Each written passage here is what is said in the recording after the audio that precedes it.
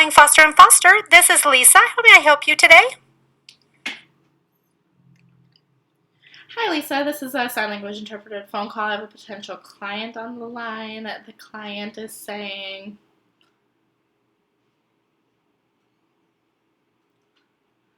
"Hi, I was just calling to talk to a lawyer for some legal advice. Is that possible to do that right now?" Okay, let me go ahead and transfer you to Nancy McFarland. She's available right now. May I tell her who's on the line? Yeah, my name is Alice Cannon. Okay, Alice, one moment and I will transfer you.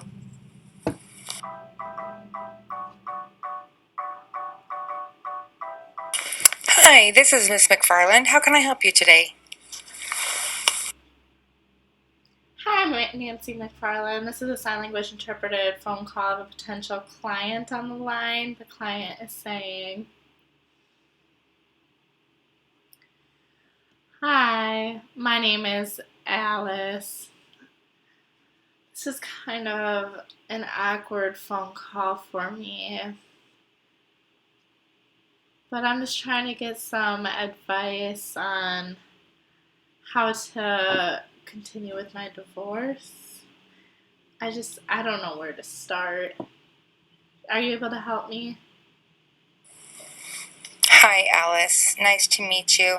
I understand going through a divorce and facing that situation can be very difficult. So I'm happy to help you today, and we can figure out what's going on.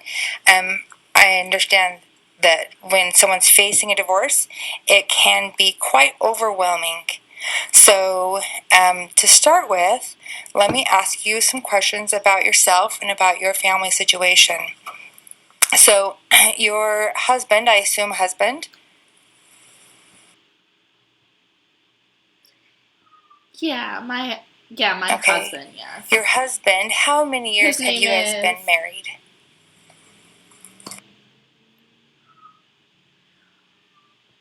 we've been married for almost 14 years.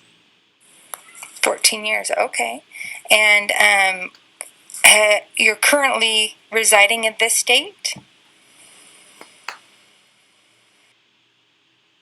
Yeah, my husband lives here in this. How long have you both lived in this state? Oh, goodness. Our whole marriage we've lived here. So about 14 years. Okay. The divorce proceedings can happen differently depending upon the states. Each state has slightly different approach or different laws about divorce proceedings. So that's why I wanted to ask about where you've resided. So you have lived here for the 14 years of your marriage. Okay. Are there children involved in the Yep, we've lived divorce? here our whole marriage. Yeah, we have a daughter who is 10 years old. And we have two sons. One is 5 years old and one is 2 years old. Okay, and I see that they are young, so we are going to be talking about some custody issues as well. Um, I don't want to sound harsh in any way, but I want to ask you about the divorce. Gosh. Do you feel that you guys are both agreeable to this? Is this something that you guys are not on the same page with, or is there fighting been going on? Tell me about where you guys are at emotionally together.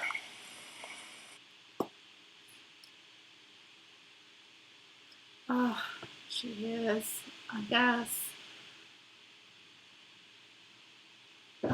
We were discussing this decision, and we both know that the divorce needs to happen.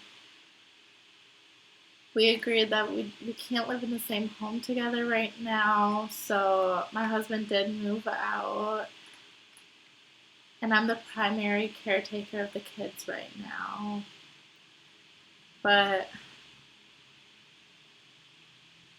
I guess I don't know what the future is gonna hold and what to do. I would assume most of the time I would have the kids and I would take care of them. but I know he would take them every once in a while as well. We both would agree on that. We don't want the kids to suffer through this divorce. We want to make it as easy as possible for them. Oh, jeez.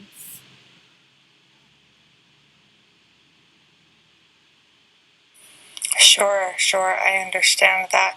And unfortunately, there are many instances where the children are the ones who get hurt when it has nothing to do with them, that it's their parents who are going through the divorce. But unfortunately, the children cannot be written out of the equation completely. So we will be talking about custody. Like you said, the joint custody, it seems you guys are agreeable on that. And there are several options. Today I just wanted to know that you do intend on having joint custody. And when we get down to the nitty-gritty details, we can figure out exactly what that looks like as far as visitation rights. Some of the things that come up are about weekend visits, or perhaps a week here and a week there, or a month here, a month there, summers somewhere. So there are a lot of options that we can consider when it comes to custody of the children. And like you said, we don't want to have them going through any traumatic experiences unnecessarily. We want them to have hopefully as smooth and as seamless as possible. There is one other thing I wanted to just note as a side note right here. I have found through the years of doing this that oftentimes families who do have young children are also looking for an opportunity to get emotional support as well. So I know some public options that are around here that offer some counseling for families. I know that there's, of course, lots of therapists and offices out there who do counseling for a fee, but I'm aware of a couple of resources that can offer free counseling, at least initially, and then refer you to some other places that may be better suited specifically to your situation.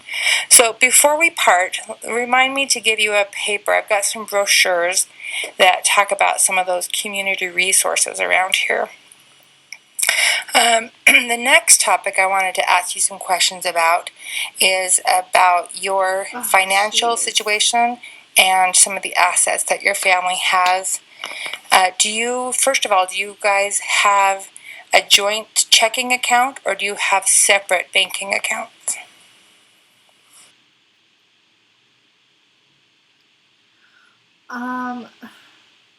So it's kind of complicated. We started a business about 8 years ago. We developed it. My husband did the renovations and the business part, and I was more of the secretary for the business. We have a lot of debt with that company, so we decided to sell it. And we still owe some money on the car. We make monthly payments, and we have an ATV. What else? And our house and the trailer, we have monthly payments on all of those, so I don't really know what to do with the whole thing. Okay, great. Sometimes when you do talk about having an independent business, then that does make things a little bit more complex, but nothing we can't handle, especially when you said that you have sold the company. How many years ago did you sell that company?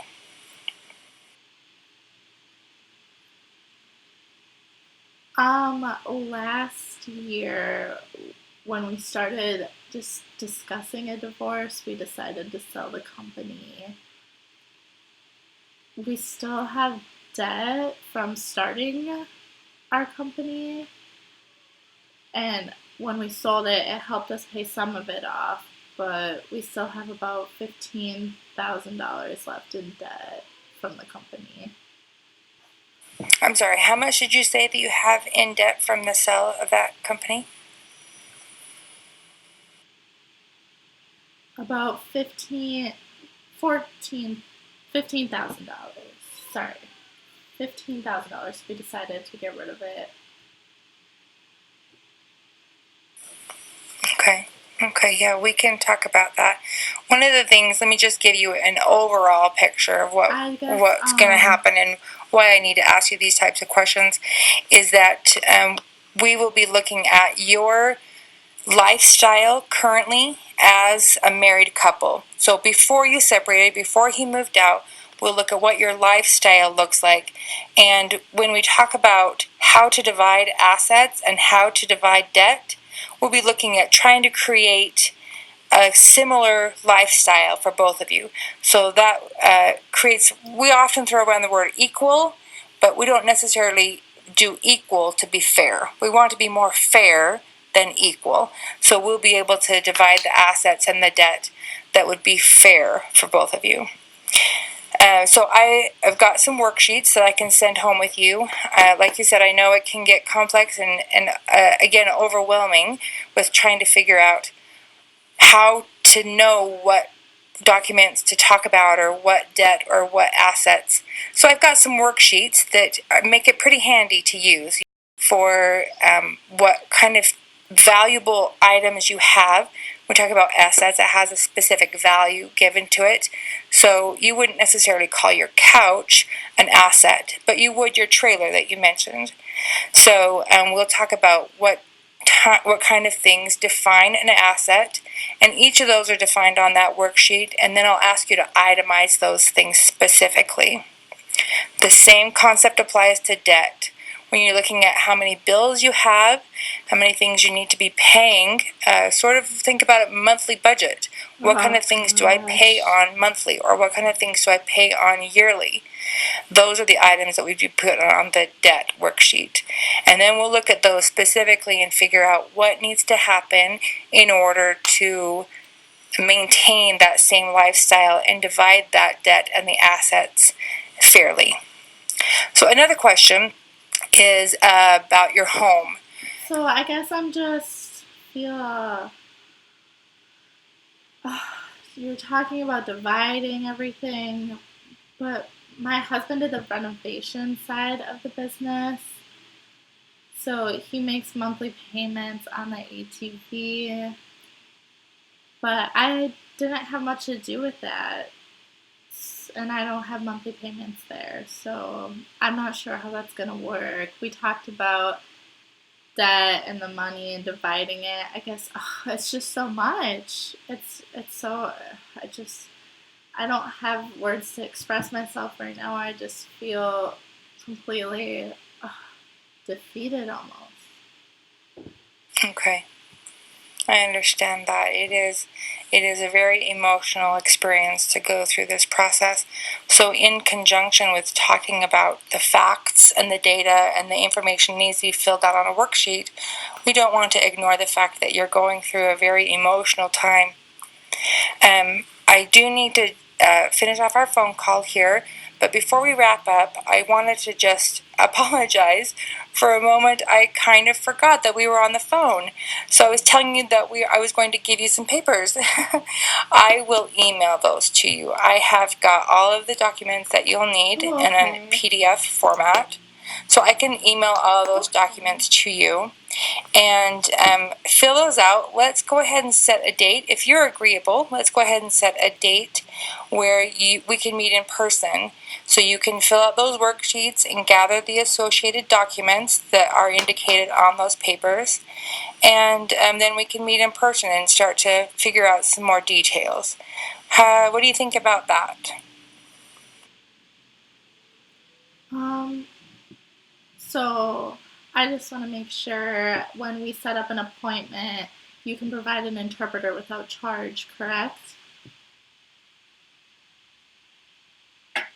Sure. We have had in our office here, we've worked with other individuals like yourself who are deaf, and we have hired interpreters in the past. So there is an agency here with that we've hired interpreters from, and we are happy to provide that service for you.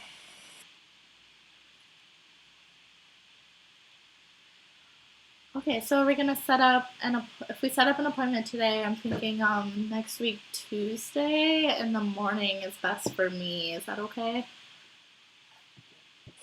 Well, I am going to actually transfer you to my secretary, if that's okay with you, and you'll have a conversation with her about where our office is located, as well as what day and time works best for you. She's got my complete schedule. Okay, Alice, thank you so much for giving me a call. I'm looking forward to meeting with you. Hold on while I transfer you. Well, thank you. Hi, I understand you need to set up an appointment to come in and visit with Nancy McFarland. Let's see, I'm just looking at her schedule right now. Yeah, I was just wondering if we could set up for if next Tuesday is available. Okay, she actually is not available on Tuesday, but she does have a morning either Wednesday or Thursday. Could you do either one of those days? I'm thinking, I think Thursday morning would be fine. Okay, she could either see you at 9 in the morning or 11:30. Which would you prefer? 9 would be best for me, please. Okay, then I'll go ahead and put you down for 9 o'clock. If you can just come with all the documents that she emails to you and make sure you've got that with you, then you guys can have your appointment, and I think things should work out. Do you know the address to where our building is?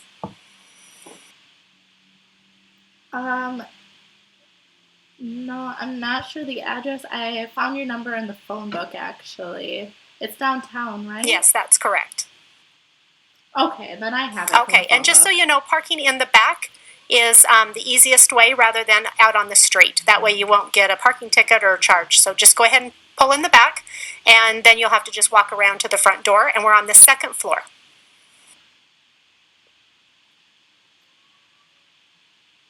You're welcome. Okay, thank you. I'll look forward to seeing you.